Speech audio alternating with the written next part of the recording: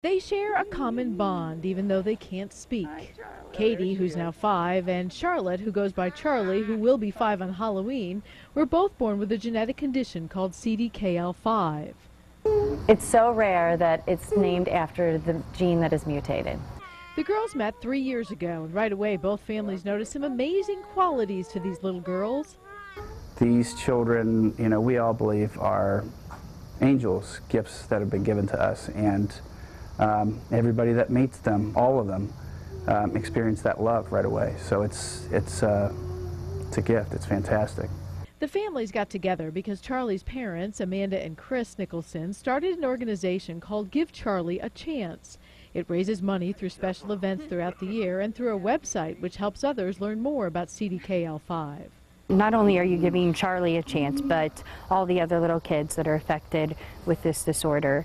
The families who have children who are living with this condition are making a difference in the lives of others. Not only do they get together to try and support each other regularly, but they are raising awareness and money for research. And someday they do believe that we will have a cure.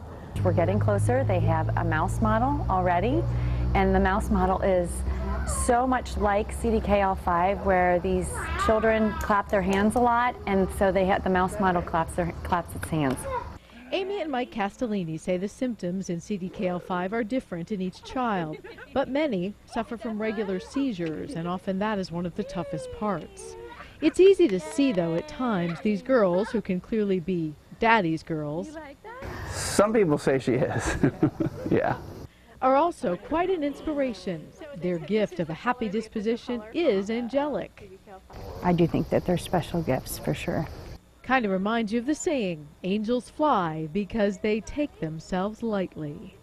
At Walton Community Park, Liz Bonus, Local 12 News.